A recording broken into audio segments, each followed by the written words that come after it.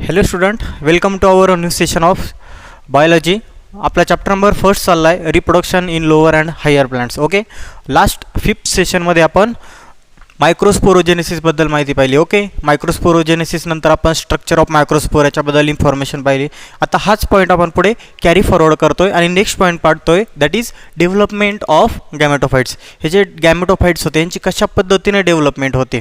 Okay, first point पाहू आपण.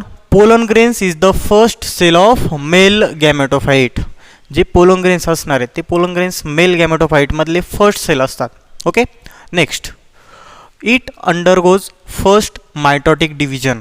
या ठिकाणी काय होतं आहे, first of all mitotic division ही प्रोसेस होणार आहे. आपल्याला माहिती आहे की mitotic division means it is a mitosis process. Okay, and as you know मायटोसिसमध्ये काय होतं आहे, तर एका सिंगल सेलपासून दोन सेल्स तयार केल्या जात आहेत. ओके, एका सिंगल सेलपासून दोन सेल्स ज्यावेळेस तयार होतात त्या प्रोसेसला मायटोसिस म्हणतात. हा पॉईंट ऑलरेडी तुम्ही 11वीला सेल डिव्हिजन ह्या चॅप्टरमध्ये शिकलेलं आहे. आणि आपण या आधीच्या सेशनमध्ये मेओसिसबद्दल माहिती पाहिली होती. मेओसिसमध्ये काय होतं आहे, तर एका सिंगल सेलपासून 4 डिफरंट सेल्स तयार होत आहेत. ओके, हा दोन्हीमधला difference. Mitotic division to produce bigger vegetative cell and small generative cell.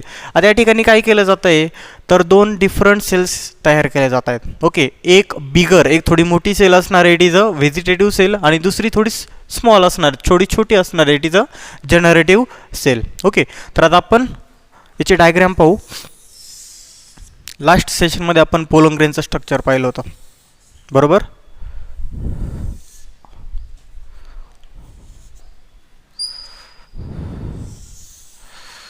अशा पद्धतीने पोलन ग्रेनचं स्ट्रक्चर आपण पाहिलं होतं. Outermost cell it is a exine, while innermost cell it is a intine. याच्यामध्ये एक सिंगल न्यूक्लियस सापडला होता, बरोबर. देन या ठिकाणी हा जो पॉईंट होता किंवा हा जो पोर्शन होता हा होता सायटोप्लाझमचा, बरोबर. अशा पद्धतीने ही आपण डायग्राम ऑलरेडी पाहिलेली होती. आता ह्या पोलन ग्रेन्समध्ये काय होतं आहे, तर मायटॉटिक डिव्हिजन होते. ओके, म्हणजे ह्या एका सिंगल सेलपासून काय होणार आहेत, तर दोन सेल्स तयार होणार आहेत. ओके, त्या कशा पद्धतीने आपण ते पाहू. या ठिकाणी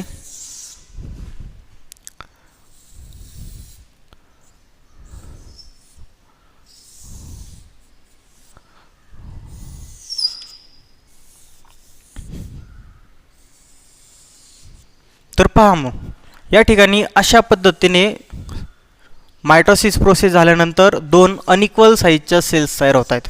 ओके, आता या ठिकाणी ही जी मोठी आपल्याला सेल दिसते, okay, it is a first, that is vegetative cell. हे असणारे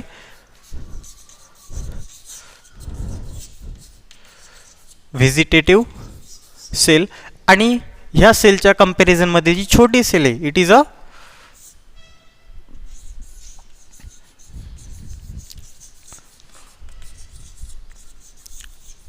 जनरेटिव्ह सेल. अशा पद्धतीने एका सिंगल पोलन ग्रेन्समध्ये दोन डिफरंट सेल्स तयार होत आहेत. ओके, ही झाली मायटोसिसची प्रोसेस जी पोलन ग्रेनमध्ये घडून येते. आता नेक्स्ट पॉईंट पाहू आपण. आत्ताच आपण डायग्राममध्ये पाहिलेल्या vegetative cells and generative cells याच्याबद्दल इन्फॉर्मेशन पाहू थोडी. Vegetative cell is rich in food. आता ह्या ज्या व्हेजिटेटिव्ह सेल्स असतात त्या काय आहेत, रिच इन फूड, म्हणजे त्याच्यामध्ये काही फूड न्यूट्रिएंट्स वगैरे रिझर्व केलेले असणार आहेत. Okay, and have irregular shape nucleus. आणि त्याच्यामध्ये जो न्यूक्लियस सापडतो त्या न्यूक्लियसला प्रॉपरली शेप नसतो किंवा डेफिनेटली शेप या ठिकाणी सापडून येणार नाही. Okay, next, the germinative cell is float in cytoplasm of vegetative cell. आणि जी जर्मिनेटिव्ह सेल आहे ती जर्मिनेटिव्ह सेल्स जे व्हेजिटेटिव्ह सेलचा जो सायटोप्लाझमचा पार्ट होता त्याच्यामध्येच ती काय करते, नंतर फ्लोट होते, फ्रीली फ्लोट करणार आहे. Okay, next, second, mitotic division is with generative cells only. आता फर्स्ट मायटोसिस आपण पाहिलं होतं की त्या फर्स्ट मायटोसिसपासून ह्या व्हेजिटेटिव्ह अँड जनरेटिव्ह सेल्स तयार झाल्या. ओके, आता या ठिकाणी परत एकदा मायटॉटिकली डिव्हिजन होतं, आणि हे जे मायटॉटिकली डिव्हिजन होतं ते फक्त आणि फक्त ओके ओनली जनरेटिव्ह सेल. आता काय होतं आहे ते आपण या ठिकाणी पाहू. हेच मायटोटिक डिव्हिजन कशा पद्धतीने घडतंय आपण ते पाहू. तर ही जी सेल होती, ओके, या सेलमध्ये एक व्हेजिटेटिव्ह आणि एक जर्मिनेटिव्ह अशा दोन डिफरंट सेल होत्या. फर्स्ट ऑफ ऑल काय होतं आहे, ही जी जर्मिनेटिव्ह सेल आहे, या जर्मिनेटिव्ह सेलमध्ये मायटोटिकली डिव्हिजन होत आहे. ओके,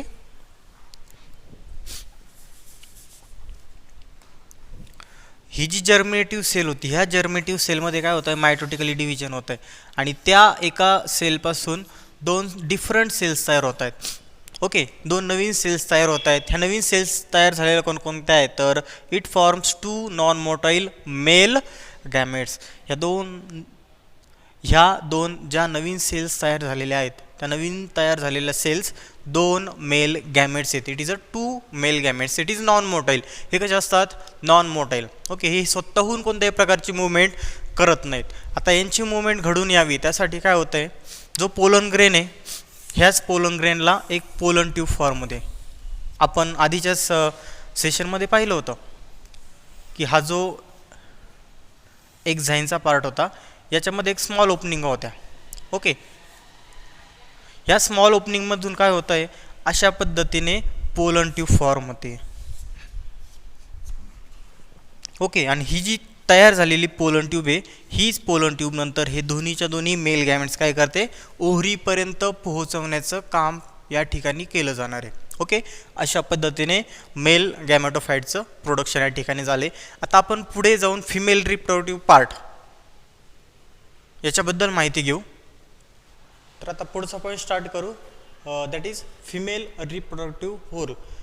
जे फ्लॉवर असणार आहे त्यामध्ये जे female reproductive whorl, that is गायनोशियमबद्दल आपण माहिती पाहू. Flower is gynoecium. Female reproductive whorl कोणता आहे, तर तो गायनोशियम आहे. ओके, पहा, individual member of gynoecium is called carpel. जो गायनोशियमचा एक सिंगल इंडिव्हिज्युअल मेंबर असणार आहे, एक सिंगल इंडिव्हिज्युअल गायनोशियमचा जो पार्ट असणार आहे त्याला कार्पेल म्हणणार आहे. It is a megasporophyll. आपण पाहिलं होतं जे पोलन ग्रेनचा पार्ट होता, जो मेलचा पार्ट होता, त्याला आपण मायक्रोस्पोरोफिल म्हटलं होतं. हा तो फिमेलचा पार्ट आपण पाहतोय. फिमेल रिप्रोडक्टिव्ह स्ट्रक्चर या ठिकाणी पाहतोय. It is a megasporophyll. दोन्हीमधला हा डिफरन्स. पोलन ग्रेनचा विषय आला तर ते मायक्रोस्पोर आणि ज्यावेळेस आपण फिमेल पार्ट पाहतोय त्यावेळेस megasporophyll. Okay, next, a flower with many free carpel. आता जे फ्लावर्स असतात ज्यावेळेस त्यांच्यामध्ये खूप सारे आणि फ्री असे कार्पेल सापडणार आहेत, इट इज कॉल्ड ॲज ॲपोकार्पस. ज्यावेळेस फ्लावरमध्ये खूप सारे फ्री असे कार्पेल सापडतील त्याला म्हणणार आहे ॲपोकार्पस. आणि त्याच्या opposite a flower with one that has many carpel fuse together is called as the syncarpous. आणि त्याच्या अपोजिट ज्यावेळेस फ्लावर्समध्ये खूप सारे वेगवेगळे कार्पल्स एकत्र येऊन फ्यूज झालेले असतील त्याला आपण सिनकार्पस अशी कंडिशन म्हणणार आहे. Okay, next, carpel consist stigma, style and ovary. आता जर सिंगल कार्पेलचं स्ट्रक्चर पाहिलं तर ते अशा पद्धतीने दिसणार आहे.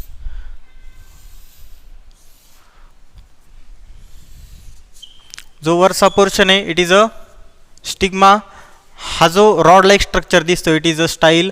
आणि हा जो पोर्शन असतो खालचा इट इज अ ओव्हरी. आणि या ओव्हरीच्या मध्येच काय प्रेझेंट असतात, तर ovules. Okay, next, the number of ovules in ovary is varies. आता ही जी ओव्हरी आहे ह्या ओव्हरीमध्ये जे ओव्ह्युल्स असतात यांचा नंबर व्हॅरीज असतो. मीन्स जसे जसे फ्लावर चेंज होतील तसे तसे डिफरंट प्लॅन्ट्स असतील त्यानुसार त्यांच्यामध्ये असणारे जे ओव्ह्युल्स आहेत त्यांचे नंबरसुद्धा काय होतात, चेंजेस होतात. ओके, हा नंबर फिक्स नसतो, तो व्हॅरी होतो, मीन्स तो बदलत असतो. ओके, आता आपण नेक्स्ट पॉईंट पाहतोय, that is structure of anatropous ovule. Okay,